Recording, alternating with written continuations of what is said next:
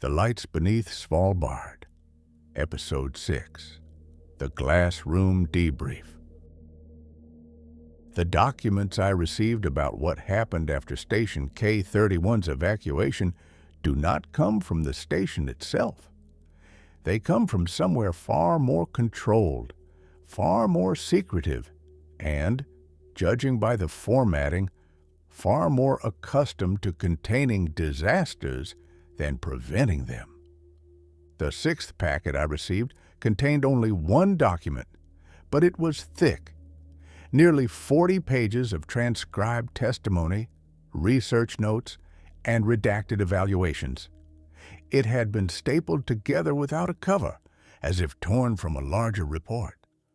Across the top of the first page, stamped in fading red ink, Debrief, Observer Survivor, 01/Glassroom 4.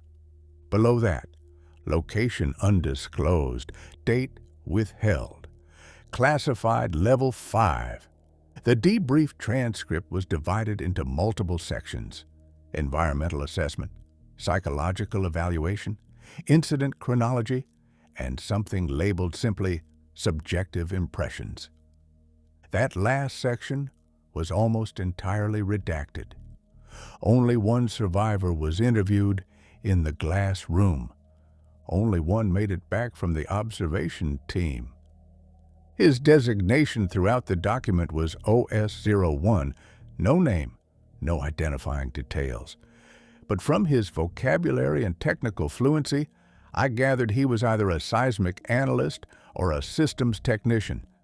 Everything I'm about to recount comes from that transcript and its margins, where someone else, with a steadier hand and a sharper fear, had added clarifications. The glass room. The transcript begins with a description of the interrogation chamber. It's rare for these documents to include environmental notes, which suggests the interviewer or the overseeing authority wanted a clear sense of the subject's mental state. OS-01 describes sitting in a room made of reinforced composite panels with a one-way viewing surface on the far wall. It felt cold, but the air was warm, humid, like the room was breathing on me. When asked to clarify, the survivor said, "The walls looked wet. They weren't, but they looked it. I kept thinking if I blinked, the surface would ripple." The interrogator did not respond to this. The interview begins. Early questions. The safe part. At first, the debrief reads like any ordinary post-incident review. Interviewer, state your role at Station K-31. OS-0. Seismic observation and structural response analysis. Interviewer, last assignment before evacuation. OS-0. Monitoring feedback patterns from lower shaft sensors, cataloging deviations. We'd just begun correlating the night cycle 32 responses with the harmonic divergence seen earlier in the week. On the next page, an annotation appears beside this answer. He underplays knowledge. Probe further. This suggests OS-01 was not telling them everything, not immediately. The interviewer pressed on. The shift in the ice. The technician explains the sequence of events leading up to the final hours in the observation room. He notes, the ice began to move more freely after the earlier collapse. Whatever stress held it rigid before was released, but instead of settling, it started flowing, not melting, flowing. The interviewer asks what he means. OS-01 elaborates. If you take clear gelatin and press your hand into it, the whole mass shifts slightly. Now imagine something much larger doing that through reinforced ice. That's what we saw. The ice wasn't cracking randomly, it was deforming around something moving through it. The transcript notes the interviewer paused here for 7 seconds. Then, interviewer, you believe the movement was caused by a living organism? OS0. I don't know what I believe, but I know what I saw on the thermal maps. The heat signature was patterned, pulsed, like a circulatory system. A margin note reads, "He is being conservative. Thermal signature was coherent across greater than 20 meters span." The entity's intent. The debrief grows darker as the interviewer presses OS01 for specifics on the entity's behavior. Interviewer, did you interpret the responses to the pulse sequences as communication? OS0, no, not at first. We thought it was reactive, like sonar interference. Interviewer, and later? The transcript shows a long pause. Then OS01 answers, "Later, it wasn't reacting to us. It was tracking us, anticipating tests before we made them. When we prepared the third series, it responded early. It knew the pattern. It recognized the intervals between our discussions." The interviewer tries to pin him down. Interviewer, are you suggesting cognitive function? OS0, I'm suggesting awareness. It wasn't guessing. It understood the rhythm. It mirrored it. It inverted it. That means processing. That means agency. Another annotation appears. This confirms earlier hypoth. Subject appears stable. Stable, yes. But his words grew more strained as the testimony continued, the moment it watched them. I turned the page. This section, like many others, had been partially redacted.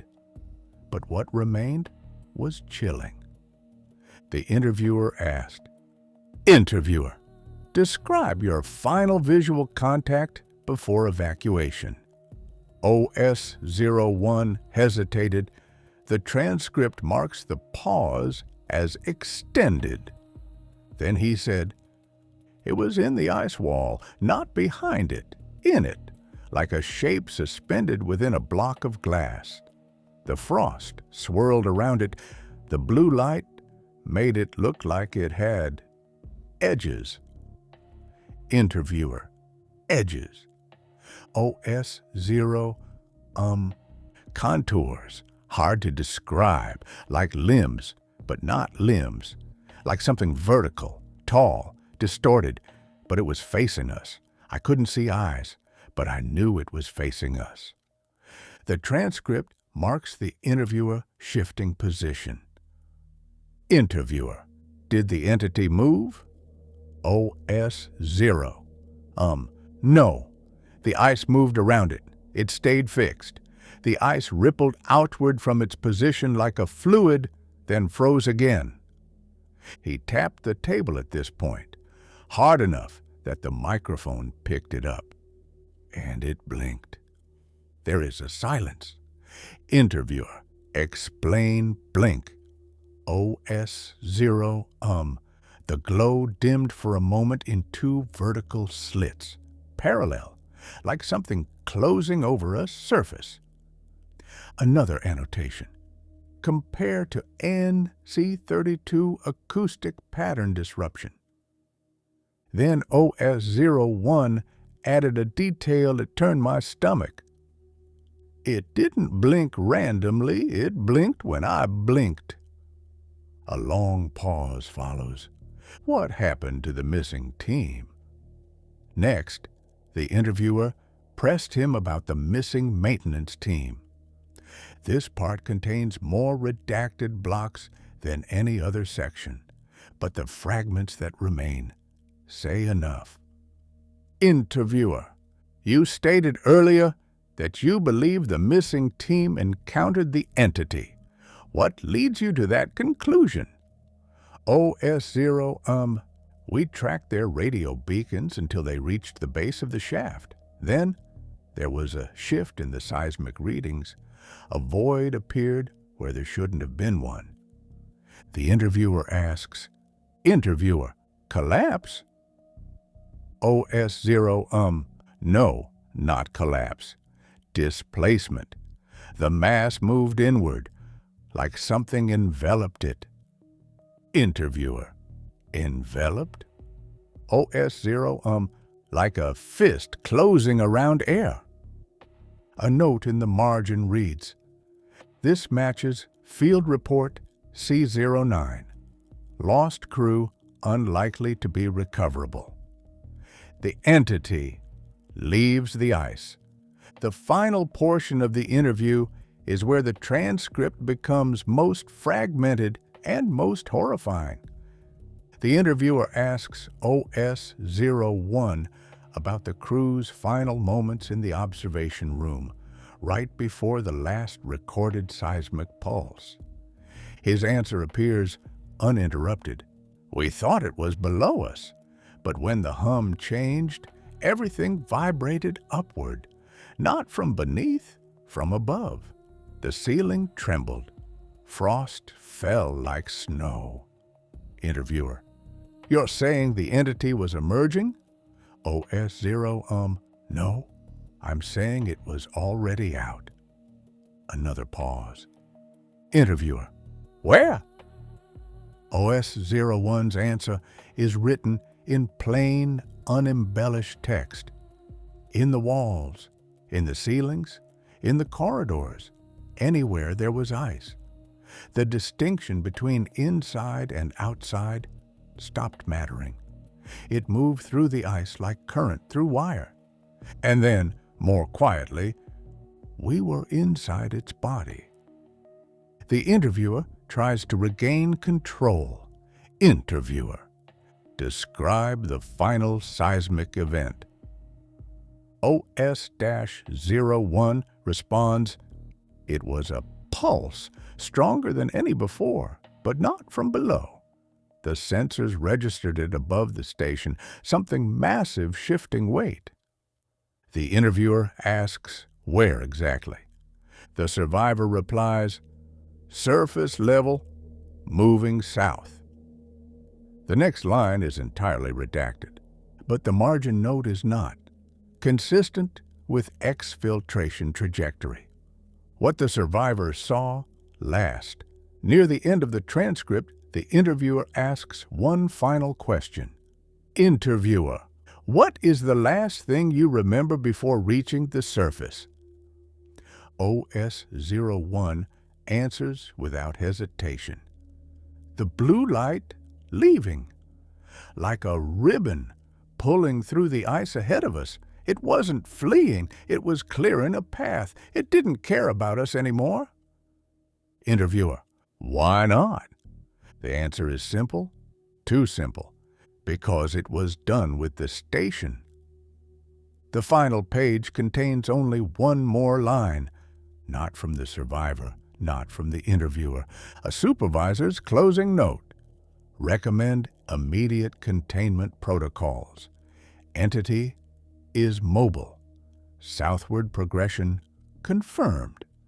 Further sightings likely.